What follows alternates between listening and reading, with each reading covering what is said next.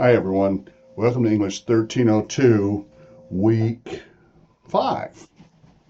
I want to take just a few moments this afternoon and talk to you about your next research project, the R2 research paper. I've posted the assignment sheet. I've also posted a link to the short story. Now this is going to have two sources, and a big part of your grade, 20% of the grade, is based on source evaluation. What kind of sources do you find? The short story is called The Lottery by Shirley Jackson. I'm sure you've heard of it before, but I invite you to sit down and read it again, and then go online and find a source that talks about some aspect of the story. But you have to use one of those words from our literary vocabulary: tone, setting, style, protagonist, antagonist, foreshadowing, one of those, and look up and see what the published experts have said about tone in the lottery, or setting in the lottery, or foreshadowing in the lottery. This time it is 700 to 1,500 words, so anywhere from 2 to 4 pages. 2 to 4 pages. And you have to have two sources, but I've already given you the first. I've given you the short story. That's one of your sources. And then whatever source you find for your second source. And your second source should talk about the vocabulary word. So go to Google Scholar, google.com/scholar, and type in the lottery and tone, or the lottery and setting, or foreshadowing in the lottery, and just see what kind of sources you find there. Again, you only need one, because I've given you one source and you find the second source, and that's how you write your paper from. The rough draft is due before 11:55. No, I'm sorry, not the rough draft, the outline. The outline, which is worth 30 points, is due Sunday, February 26th, so that gives you 2 weeks on that. And then we're going to push back the final draft to Sunday, the 15th of March, Sunday, March the 15th. So you'll have, first of all, I'll have time to grade your papers, and then you'll have time to revise them according to those comments. And again, just like last time, the outline needs to be a typed formal outline with the thesis labeled, the topic sentences labeled, Times New Roman, double spaced. Now this time you do have to include your sources, which includes the lottery. And I was looking for an online version that didn't have a lot of ads. Wasn't very successful. The one I ended up posting up for you is one done by the New Yorker magazine, which is it's nice, it's good, big, easy to read, very colorful. If you have a different version, or maybe a version of the book you prefer to read, that's fine with me, as long as it's The Lottery by Shirley Jackson. So anyway, yeah, your outline has to have your thesis and your topic sentences and your sources, and you're going to turn that in on Sunday the 26th.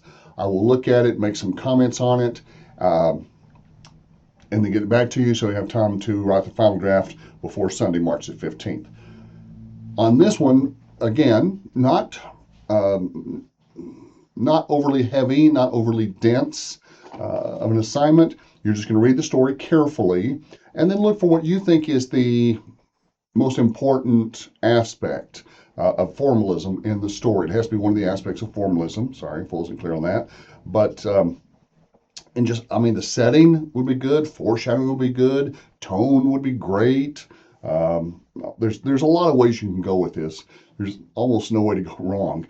But yeah, pick one of those and just simply say, the tone was exhibited by this. Have a quote from the short story, and then explain how that quote sets the tone.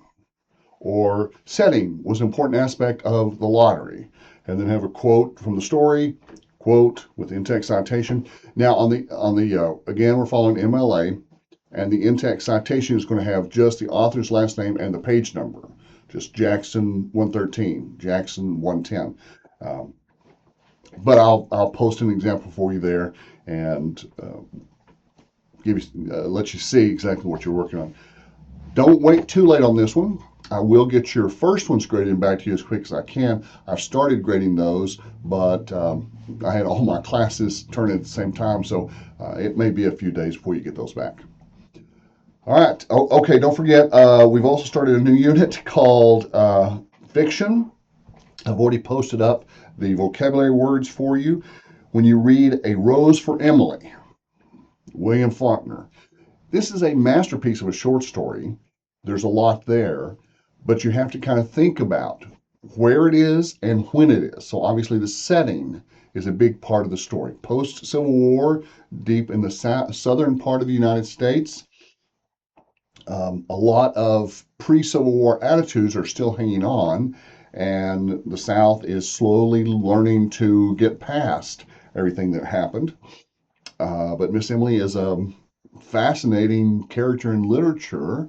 She so badly feels that she has to be married that she goes to extreme lengths.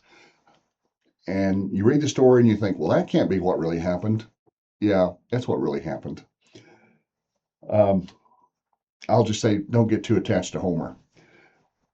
They also, of course, read Hills Like White Elephants by Ernest Hemingway. And Hills Like White Elephants is pretty much the opposite of Rose for Emily. Rose for Emily is very in depth with lots of examples and lots of explanations and details and long words and long sentences and just lots to get your teeth into. Um, the other one, Hills Like White Elephants, is very short. It's just a brief conversation between two people. It's really an argument, and they're trying not to argue out loud because they are in a public place. But setting's important. They're in a train station in Spain. The title is important. What is a white elephant? Um, and of course, the topic of the argument is important. Now, the story leaves us with no resolution whatsoever. We don't know what's going to happen, but he leaves it up to the reader, and luckily that's you. So I hope you enjoyed both of those short stories for this week, A Rose for Emily and Hills Like White Elephants. And if you have any other questions, please drop me an email, jfly@southplains.college.edu.